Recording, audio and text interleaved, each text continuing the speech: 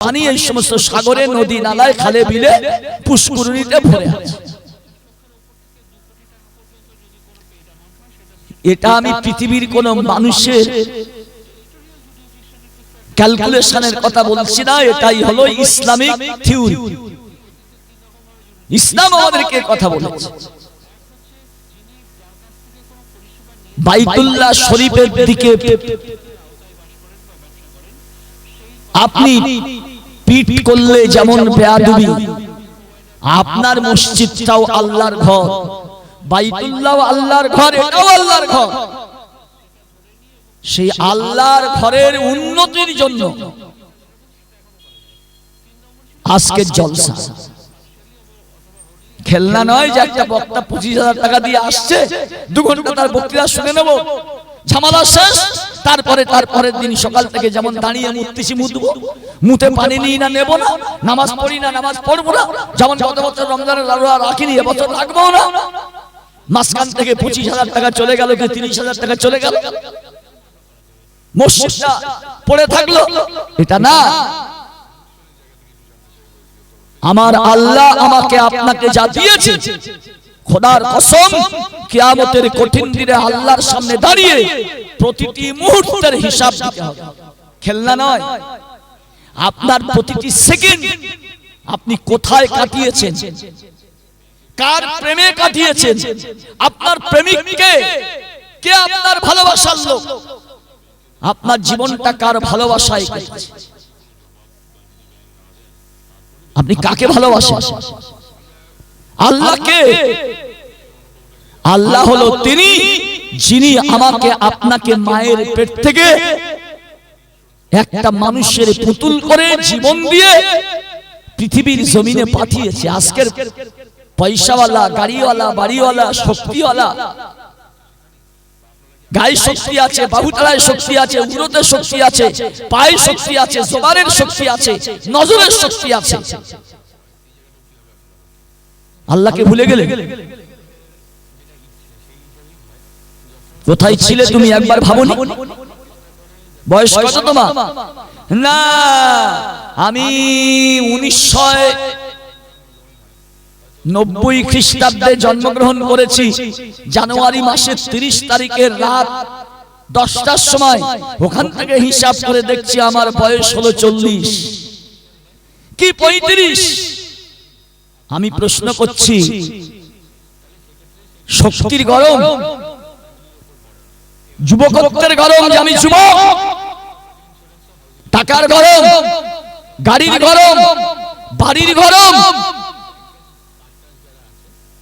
তুমি 35 বছর বয়সে মায়ের পেট থেকে ভূমিষ্ঠ হওয়ার আগে তুমি কোথায় ছিলে একবার ভাবলে না? তবে তোমাকে বলছি, তোমার দাদুর কবরের কাছে গিয়ে তুমি যখন কাঁদতে কাঁদতে, তোমার বাপের কবর দিতে গিয়ে যখন তুমি কাঁদতে কাঁদতে এক মুঠো মাটি তুলে নিয়ে বলেছিলে মিনহা খালাকনাকুম, আব্বাজি, দাদাজি তোমাকে নতুন জায়গায় রাখিনি, মিনহা খালাকনাকুম, সেই জায়গায় তোমাকে পুঁতে রাখছি যে জায়গায় তোমার, যে জায়গার মাটি থেকে তোমাকে তৈরি করা হয়েছে। মিনহা, इसी मिट्टी से, मिनहा अरबी शब्द, मिन माने से, हा माने इसी, इसी मिट्टी से, यही माटी থেকে খলকনা, আল্লাহ বলেছেন हमने पैदा किया, कुम तुम, তোমাকে যেখানে পুঁতে রাখা হচ্ছে এই মাটি থেকে তোমাকে আমি সৃষ্টি করেছি। আমি মায়ের পেটে অনেকবার বলেছি, যখন এসেছিলাম একটা শুক্রকীট রূপে, একটা কীট পোকা রূপে এসেছিলাম।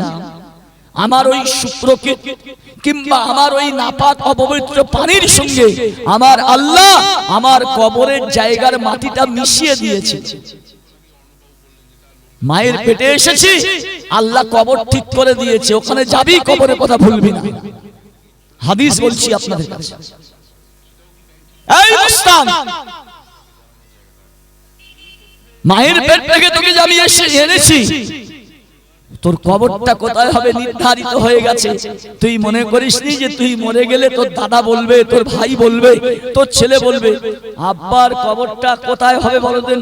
বড় বাজির কবর ওই, দাদার কবর ওই, ওর কবর ওই, এনার কবরটা কোথায় হোক? আল্লাহ বলবে আমি তো ঠিক করে রেখেছি। তখন কারোর ব্রেনে আল্লাহ ফেলে দেবে এই জায়গাটা হলে ঠিক হয়। তো পাঁচজন তখন বলে হ্যাঁ জায়গাটা ঠিক। তার মানে হলো পাঁচজনের ব্রেনকে আল্লাহ বলেছে তোরা সবাই একমত হ, ওই জায়গা যেখানে কবরে কোদাল মারা হচ্ছে ওখানকার মাটি থেকে ওকে তৈরি করা হয়েছে। মিনহা খালাকনাকুম, তুই বলিসিস না ওখানে গিয়ে যে আব্বা তোমার নতুন জায়গা রাখছি না, যেখানকার মাটি থেকে তোমাকে পয়দা করা হয়েছে, সৃষ্টি করা হয়েছে, সেই জায়গায় তোমাকে পুঁতে রাখছি। যেখান থেকে আল্লাহ বলছেন আমায় তৈরি করেছি তোমাদেরকে,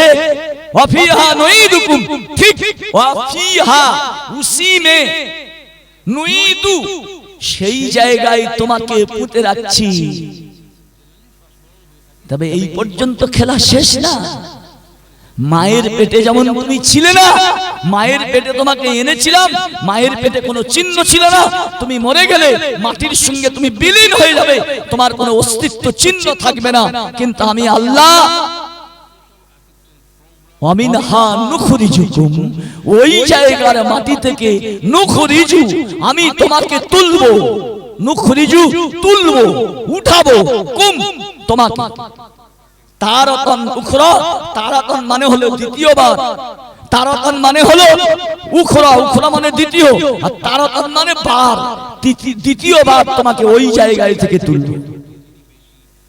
সব কথা মুসলমান তুমি ভুলে গিয়ে খালি বাহুটার দিকে তাকিয়ে দেখছো কিতনা মোটা হুয়া হ্যায়, কিতনা তাকত হ্যায়, কতটা টাকা আছে, মাটির ঘর ভেঙে কত বড় বাড়ি করেছি।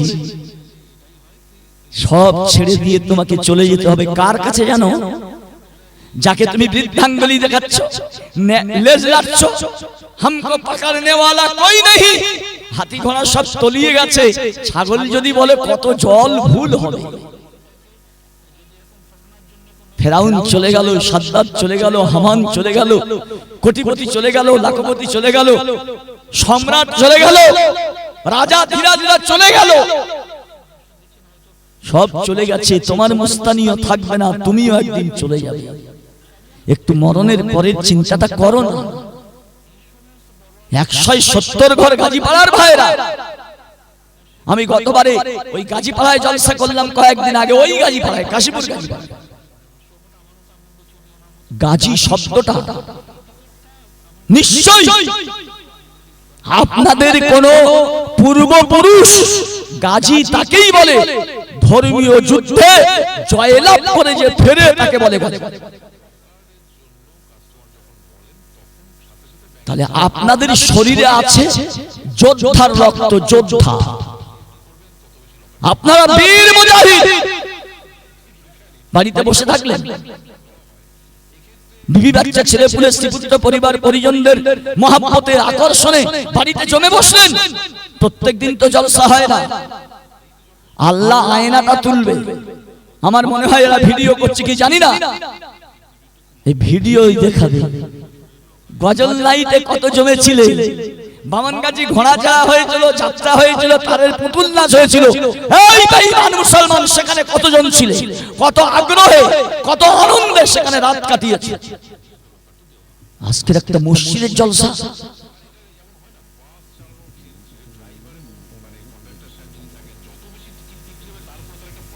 ভাই কর্তৃপক্ষ বলছেন যে সমস্ত দোকানদার ভাইরা এসেছেন আপনারা ঘড়ি দেখবেন, 9টার সময় আপনারা দোকান বন্ধ করে দেবেন।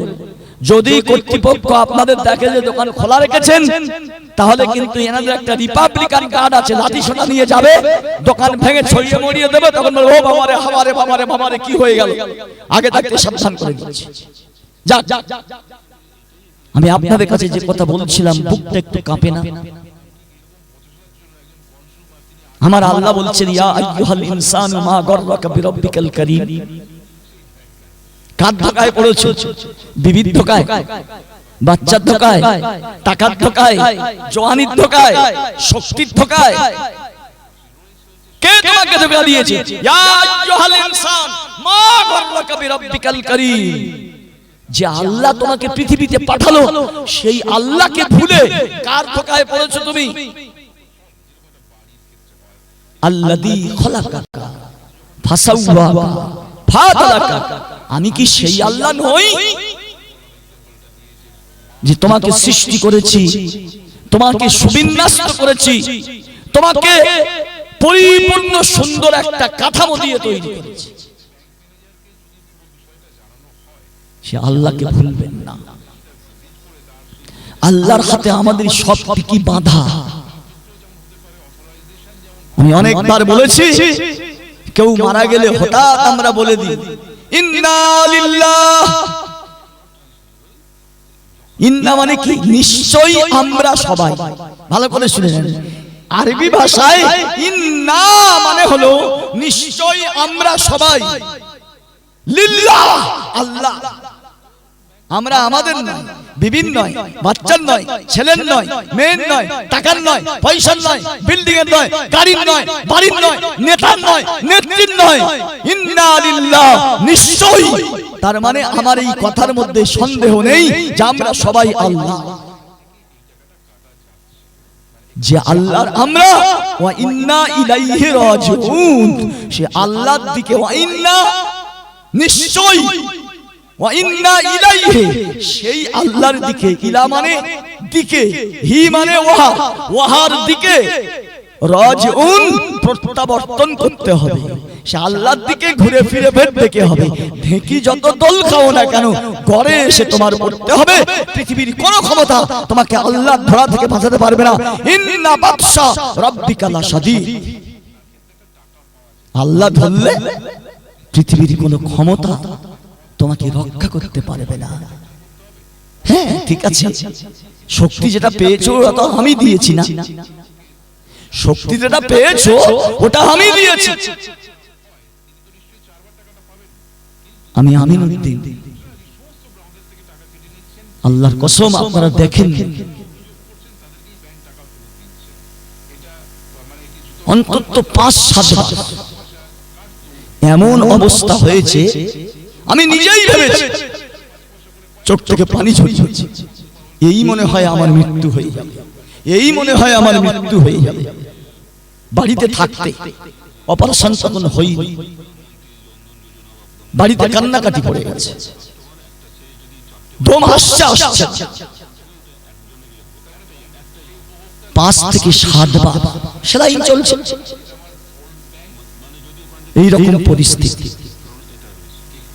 ভালো করে ওই টাকা আমার বাড়িতে যারা গিয়েছেন তারা দেখেছেন, আমি যে ঘরে থাকি ওই ঘর থেকে 4টে পা আসলে আমার বারান্দায় একবারই ওই সিঁড়ির নিচে বাথরুম। ওই টাকা এসে বাথরুমে পায়খানা করব এই ক্ষমতা আমার ছিল না। আমার স্ত্রীর একলার কাঁধের উপর ভার দিয়ে পায়খানা করতে আসবো তাও আমার ক্ষমতা ছিল। দুজনার কাঁধের উপর ভার দিয়ে কোন প্রকারে এসেছে। এই পরিস্থিতি আমার হয়েছিল যে আমি মরে যাব, মরে যাব, মরে যাব। কেন? ডাক্তাররা বলছে আপনার লিভার তো শেষ। তার মানে আল্লাহ আমার যে লিভারটা দিয়েছিল কোন কারণবশত সেই লিভারটা সম্পূর্ণ ড্যামেজ। আপনার ভিতরে লিভার আছে, কলিজা আছে, সবার ভিতরে কলিজা আছে। এই কলিজাটা কার? কলিজা কে দিয়েছে? আমার এই পর্যন্ত এখান থেকে 5 মাস আগে যখন আমি হিসাব করছি যে আমার এই চিকিৎসায় কত খরচা হয়েছে, হিসাব করে দেখছি 35 লক্ষ টাকা খরচা হয়েছে। 35 লক্ষ টাকা। ওখানেই তো 20 লক্ষ টাকা আমাকে জমা দিয়ে তবে অপারেশন করতে হচ্ছে। আল্লাহ, আমি এটা কথাটা এই জন্য বলছি যে এর থেকে আপনারা শিক্ষা নেন যে আল্লাহ আমিনুদ্দিনের মতো আমাদের লিভারটা যদি তুমি অচল করে দাও আমরা অন্ধকারে আছি, বুঝতে পারবো না লিভার কি হচ্ছে। ইয়া আল্লাহ, তুমি আমাকে সুস্থ রেখেছো, সবল রেখেছো, চলতে পাচ্ছি, খেতে পাচ্ছি, উঠতে পাচ্ছি, বসতে পাচ্ছি, কথা বলতে পাচ্ছি। আল্লাহ তুমি এত সুস্থ রেখেছো, তাই তোমার পায়ের তলায় মাথা দিয়ে বলছি সুবহানা রাব্বিয়াল আলা, সুবহানা রাব্বিয়াল আলা। হে মহান আমার প্রতিপালক, তুমি পাক এবং পবিত্র, তোমার পায়ের তলায় মাথা দিয়ে আমি তোমার গোলামি করার চেষ্টা করছি। দুজন ছেলে, সংক্ষেপে কথা বলছি, দুজন ছেলে, একজন হযরতে ওমর রাদিয়াল্লাহু তাআলা আনহু, দ্বিতীয় খলিফা ওমরে ফারুক রাদিয়াল্লাহু তাআলার ছেলে একজন, নাম তার আব্দুল্লাহ। আর একজন হলেন হযরতে আলী রাদিয়াল্লাহু তাআলার বড় ছেলে হযরতে হাসান, বয়স কম। দুজনে বলছে চল ওই লোকমান গাজী ভাইয়ের মরহুম হাজী সাহেবের যে দিঘি আছে, দিঘির পরে একটা খেজুর গাছ আছে, ওই খেজুর গাছের খেজুরগুলো পেকে টস টস টস টস করছে। ও খেজুর পড়ে যাবে, ওরা বড় লোক, ওরা খেজুর টেজুর নেয় না। দুজনে গিয়েছে, আরে খেজুর তো পারবো, দুজনে এসেছি, তো কে কতটা পাবি? দুজনে চুক্তি করেছে যে যা খেজুর হবে তুই হাফ আমি হাফ। দুজনে চুক্তি করেছে। গাছে উঠবে কে? তো আব্দুল্লাহ বলছে, ওমর রাদিয়াল্লাহু ছেলে বলছে যে আমি গাছে ফাছে উঠি না, তুই নবীর নাতি, তুই নবীর নাতি গাছে উঠেছে। গাছে উঠে দেখছে খেজুর পেকে টস টস টস, নলা সামলাতে পারে না, একটা করে খেজুর ছিঁড়ছে, মুখের ভিতরে দিচ্ছে,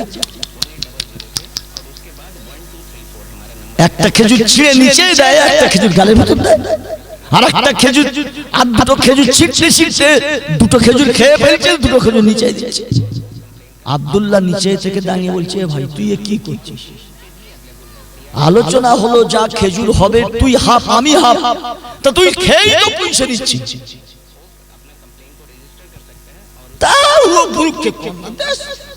আমি গাছে উঠেছি কষ্ট করে, খাবো যে কটা সম্ভব হয় নিচে ফেলবো, গাছে খাবো, নিচে যেটা দেবো সেটাও 50-50 ভাগ দিতে হবে আব্দুল্লাহ। তো তোর 50 ভাগ দেবো, তুই তো শিখি খেয়ে নিচ্ছিস। একবার দুবার তিনবার যখন বলেছে, ভাই তুই ওরা গাছে খেজুর খাসনি, যা পারছি নিচে ফেলে দে, দুজনে ভাগ করে নে, তারপরে খাবি। হযরত ইমাম চাপ চাপ শালা ফাক ফাক ফাক করে নিচে দে, চাকর চাকরের মতন থাকবি, চাপ চাকাবো ধরে। আমার উপর কথা বলতে এসেছিস, তুই জানিস আমি কে? আমি হলাম বিশ্ব নবীর নাতি, তোর যদি একটাও খেজুর না দিই কিছু বলতে পারবি না, আমি নবীর নাতি। আব্দুল্লাহ বলছে তুমি নবীর নাতি হওয়া চাও না, তাই বলে অন্যায় করে খেজুর বেশি খাবে? এ তখন নিচে থেকে খালি যখন বকতে না, শালা গোলাম, গোলামের বাচ্চা গোলাম, চাকরের ছেলে চাকর, চাকরের ছেলে মনিবদের কাছে অত কথা বলবি কেন? আমি কার বেটা জানিস? অর্ধেকটা পৃথিবীর যে সম্রাট আমি ওমরের বেটা। নবীর নাতি হলে কি হবে? আমার বাপ রাষ্ট্রপতি, কোথায় কি বলছিস সামনে বলবে, সামনে আবার কি?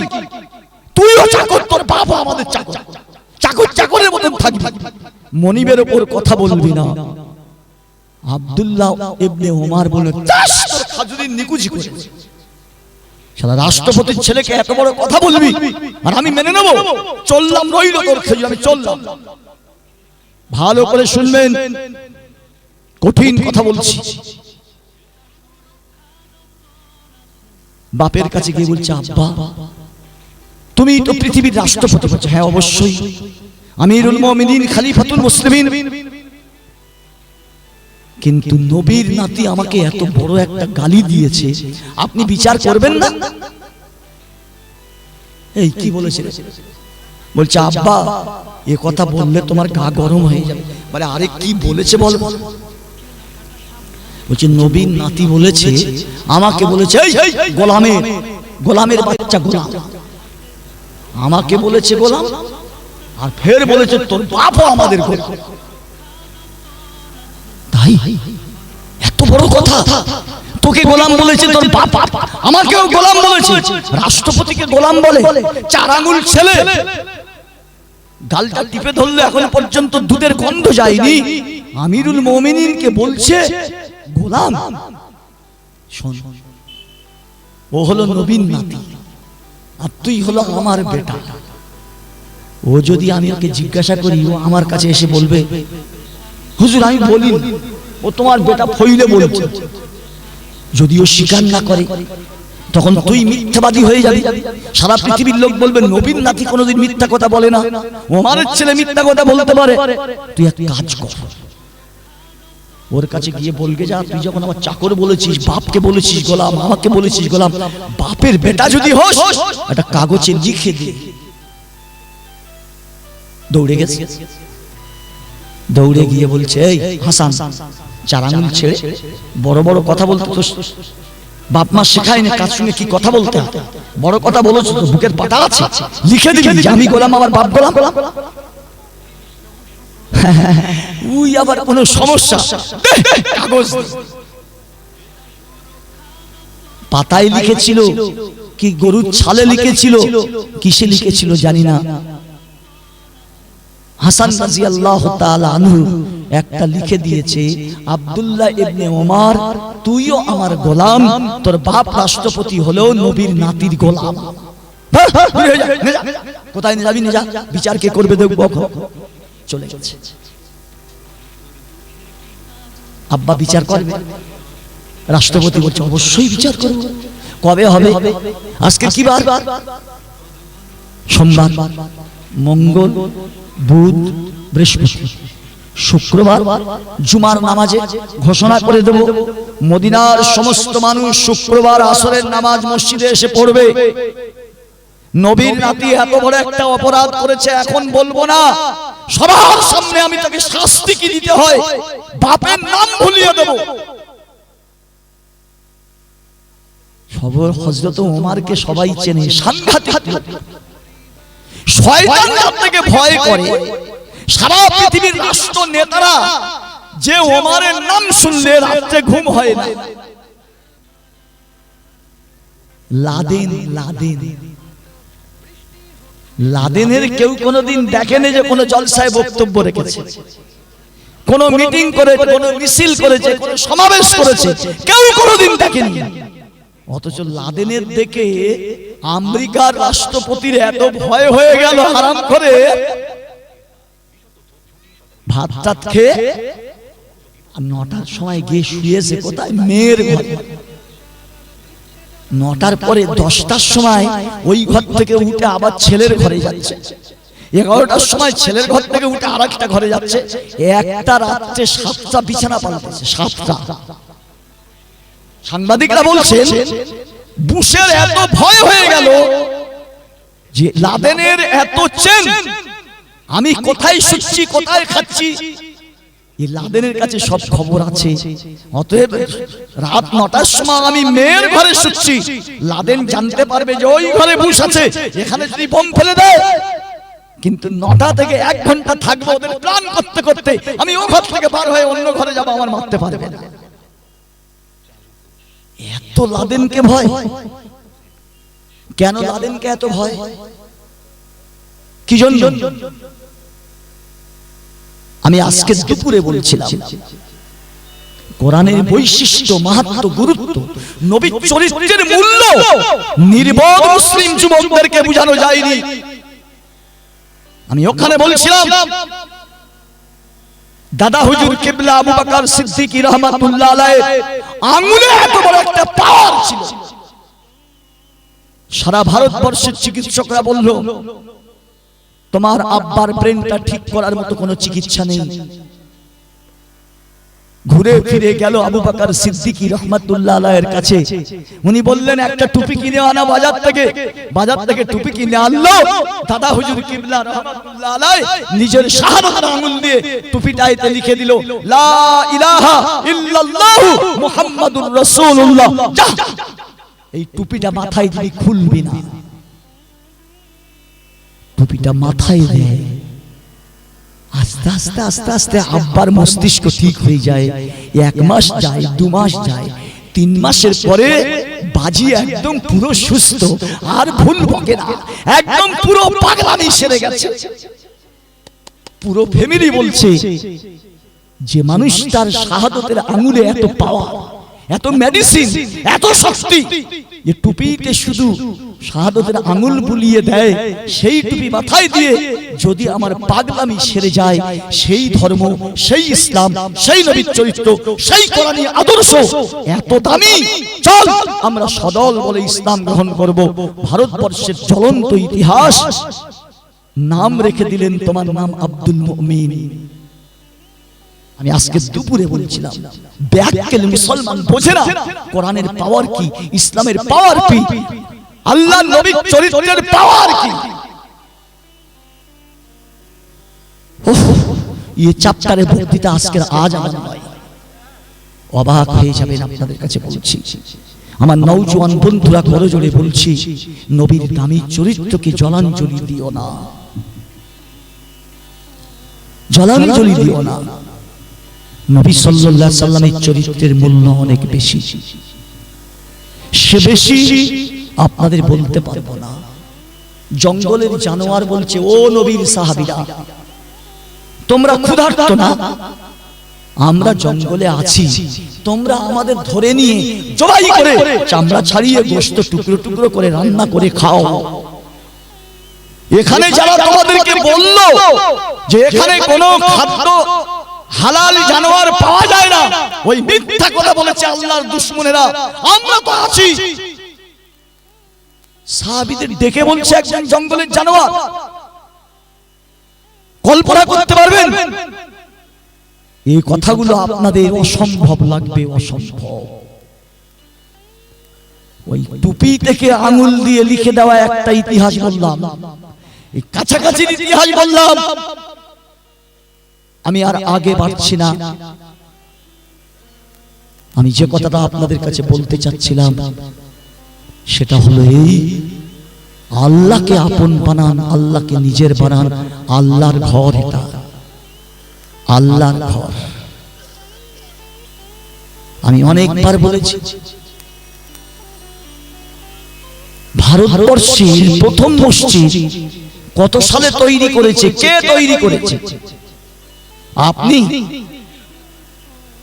আমি, আপনি কেউ তৈরি করিনি। আমি ইতিহাস খুলে দেখছি যে ভারতবর্ষের মাটিতে প্রথম মসজিদ কোনটা? পৃথিবীর প্রথম মসজিদ হলো কোনটা? কাবা শরীফ, বাইতুল্লাহ। আর ভারতবর্ষের প্রথম মসজিদ নির্মাণ করছেন যিনি, তিনি 33 কোটি দেবতার কাছে মাথা নত করা মানুষ। 33 কোটি দেবতা। ইতিহাসবিদরা বলছেন অবাক হয়ে যেতে হয়। আকাশের চাঁদ দ্বিখণ্ডিত হতে দেখে 7 জন পণ্ডিতকে এখান থেকে আরবে পাঠালেন, যে আরবে নাকি একজন মহাপুরুষ জন্মগ্রহণ করেছেন, যিনি পৃথিবীর জমিনে দাঁড়িয়ে আকাশের পূর্ণিমার চাঁদের দিকে আঙুলের ইশারা করার কারণে আমি ভারতবর্ষের ঘরের ছাদের উপরে থেকে দেখছি দুটো চাঁদ দুটুকরো হয়ে গিয়ে দুদিকে অনেক দূর সরে যাওয়ার পরে কিছুক্ষণ পরে আবার দুটো টুকরো আস্তে আস্তে আস্তে আস্তে আস্তে আস্তে আস্তে আস্তে আস্তে আস্তে সে এক জায়গায় হয়ে গেল। ব্যাপারটা কি? আমার চোখে কেউ জাদু করেছে নাকি? এই ঘটনাটা সঠিক না এই ঘটনাটা বেঠিক, সত্য না মিথ্যা, এটা যাচাই করার জন্য 7 জন ভারতবর্ষের পণ্ডিতকে আরবে পাঠিয়ে দিল, যাও তদন্ত করে এসো। 7 জন গেল, সব তদন্ত করার পরে বিশ্বনবীর হাতে হাত দিয়ে বললেন, ইয়া রাসূলুল্লাহ, আপনি এত বড় মহাপুরুষ, জমিনে দাঁড়িয়ে আকাশের চাঁদকে দ্বিখণ্ডিত করে দিলেন। অতএব আমাদের আর সন্দেহ নেই, আপনার কাছে যে পাওয়ার আছে, যে ক্ষমতা আছে, যে শক্তি আছে, আল্লাহ আপনার সঙ্গে আছে। যার সঙ্গে আল্লাহ আছেন, সৃষ্টিকর্তা আছেন, তার সঙ্গে না থেকে যার সঙ্গে আল্লাহ নেই তার সঙ্গে থাকলে আমাদের ভবিষ্যৎ অন্ধকার হয়ে যাবে। আপনি আমাকে পড়িয়ে দেন।